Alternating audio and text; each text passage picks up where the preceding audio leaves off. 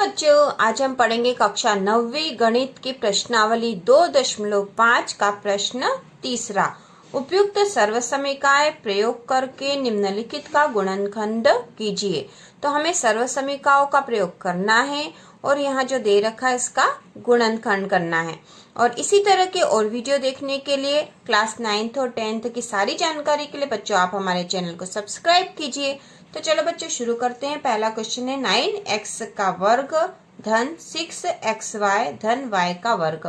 तो यहाँ पर हमें सर्वसमीकाओं का प्रयोग करना है जो कि उपयुक्त हो इसके अनुसार और फिर इसका गुणनखंड करना बच्चों। तो आपको यहाँ पर ये बहुपद देखकर किसी सर्वसमीका को इसमें लगाना पड़ेगा। तो हम कौन सी लगा सकते हैं, तो हमें इसको ध्यान से देखना चाहिए। फिर से 9x का वर्ग धन 6xy धन y का वर्ग।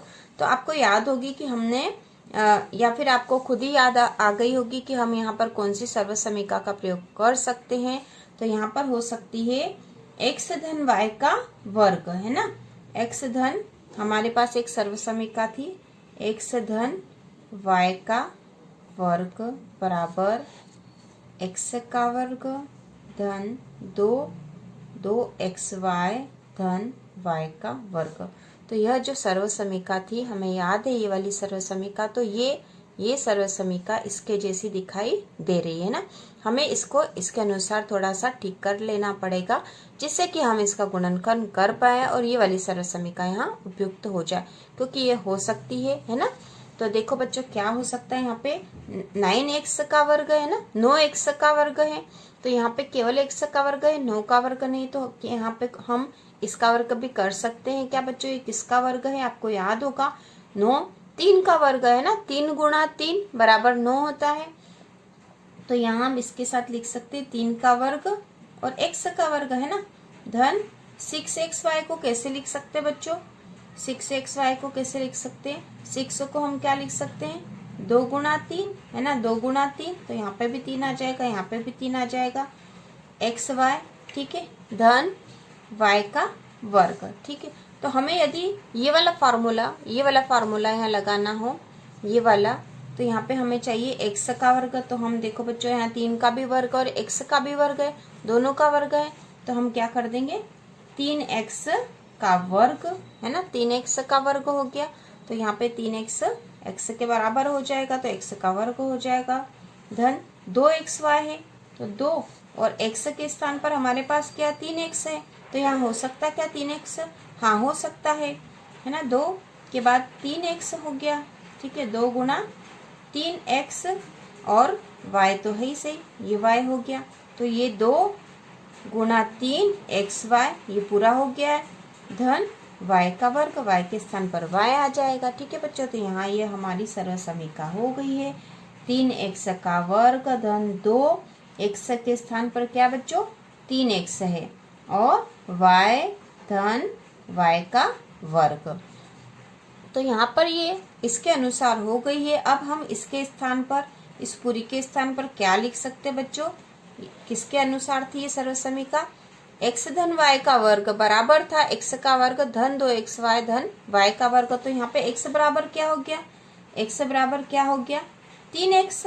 ठीक है बच्चों, 3x हो गया है ना, x बराबर हो गया 3x धन और y बराबर क्या हो गया, y बराबर तो क्या है y है।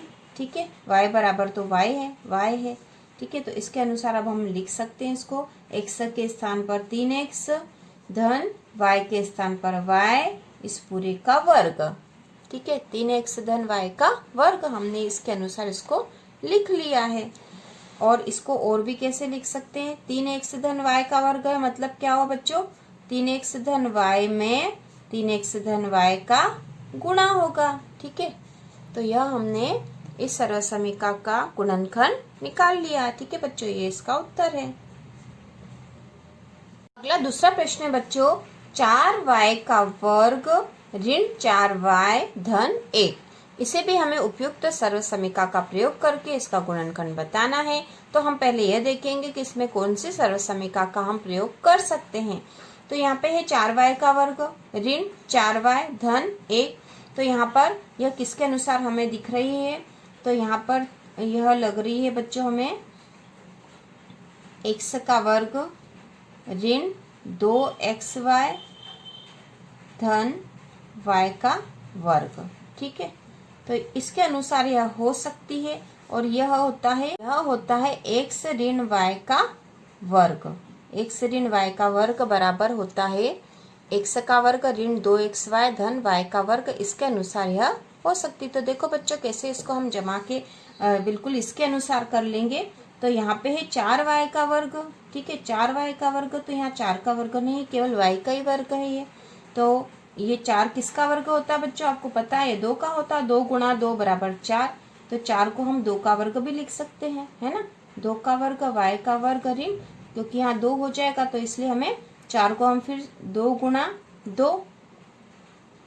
2 y धन 1 का वर्ग लिख सकते हैं ना। 1 गुणा 1 बराबर तो 1 ही होगा। ठीक है, और ये हमारे y वर्ग के अनुसार हो जाएगी। अब हम इसे 2 का वर्ग और y का वर्ग के स्थान पर 2y का पूरे का वर्ग ऋण 2, है ना, 2, और x के स्थान पर हमें क्या चाहिए बच्चों, 2y चाहिए। तो x के स्थान पर 2y कर देंगे हम, है ना। x के स्थान पर 2y और y के स्थान पर क्या है 1, तो गुणा 1 कर सकते हैं हम यहाँ पे, क्योंकि इसमें इसका गुणा करने से इसमें कोई फर्क ना होगा। धन 1 का वर्ग तो है ही सही। तो यह हमारी इस सर्व समीकरण के अनुसार हो गई है बच्चों। तो x का वर्ग के स्थान पर क्या आ गया हमारे पास 2y, है ना। तो x बराबर क्या हो गया 2y, है ना, 2y का वर्ग है। और 2 ऋण 2, है ना, ऋण 2 है। x के स्थान पर 2y है और y के स्थान पर 1 है बच्चों, और y का वर्ग के स्थान पर क्या है 1 का वर्ग, और y बराबर यहाँ क्या हो गया 1 हो गया। तो अब हम इस सर्व समीकरण को ऐसे भी लिख सकते हैं कि 2y ऋण 1 का वर्ग, 2y ऋण 1 का वर्ग, और इसे ऐसे भी लिख सकते हैं क्योंकि इस पूरे का वर्ग है, मतलब 2y ऋण 1 और 2y ऋण 1। ठीक है, तो यह हमने हल कर ली, इसके गुणनखंड आ गए हैं और यही इसका उत्तर है, ये इसके गुणनखंड है। तीसरा प्रश्न है बच्चों, वो है x का वर्ग ऋण y का वर्ग बटा 100। x का वर्ग ऋण y का वर्ग बटे 100। तो यहाँ पर हमें कौन सी सर्व समीकरण यहाँ दिखाई दे रही है, यहाँ पर हम किस सर्व समीकरण का उपयोग कर सकते हैं। तो देखो बच्चों, आपको याद आ रही होगी इसे देखकर, x का वर्ग ऋण y का वर्ग बराबर x धन y और x ऋण y, है ना। तो यह वाली सर्व समीकरण x का वर्ग ऋण y का वर्ग हम यहाँ लगा सकते हैं बच्चों। तो x का वर्ग के स्थान पर तो x का वर्ग है, लेकिन y के वर्ग में केवल ऊपर ही y का वर्ग है, नीचे तो सीधा 100 लिखा। तो 100 को हम क्या वर्ग में लिख सकते हैं, या 100 किस संख्या का वर्ग होता है बच्चों, तो आपको याद होगा 100 किसका होता है, 100 होता है 10 गुणा 10, है ना, 10 गुणा 10 बराबर 100। तो हम यहाँ लिख देंगे, देखो y का वर्ग तो ऐसे ही हो गया और 100 के स्थान पर 10 का वर्ग लिख दिया हमने। ठीक है, 10 का वर्ग लिख दिया हमने यहाँ पे। तो हम इसको ऐसे भी लिख सकते हैं कि x का वर्ग ऋण y बटा 10 का वर्ग पूरे का वर्ग लग गया, है ना। x का वर्ग ऋण y बटा 10 का वर्ग, हमने इन दोनों के अलग अलग वर्ग के स्थान पर पूरे पे वर्ग लगा दिया, ऐसा हम कर सकते हैं। तो यह उपयुक्त सर्व समीकरण के अनुसार हो गया बच्चों। यहाँ पे x बराबर क्या हुआ, x बराबर क्या हुआ, x बराबर x ही है, और y बराबर क्या हो गया, y बराबर है y बटा 10। ठीक है, अब हम इसको कैसे और लिख सकते हैं बच्चों, कैसे लिख सकते हैं, और इसको हम लिख सकते हैं x का वर्ग ऋण y बटे 10 का वर्ग बराबर x धन y बटा 10, x धन y बटा 10। ठीक है, और x ऋण y बटा 10। ठीक है, तो यह इसके अनुसार हमने लिख दिए, यह हमारा सवाल हो गया। ये इसके गुणनखंड हमने ज्ञात कर लिए बच्चों, और यही इसका उत्तर है। तो इन सवालों को हमें सर्व समीकरण के अनुसार गुणनखंड निकालने थे। तो हमें पहले इनको यह देखना था कि यह सर्व समीकरण के अनुसार है या नहीं। केवल कुछ थोड़ा सा परिवर्तन करके हम इनको सर्व समीकरण के अनुसार करके और फिर हम इसका गुणनखंड निकालेंगे।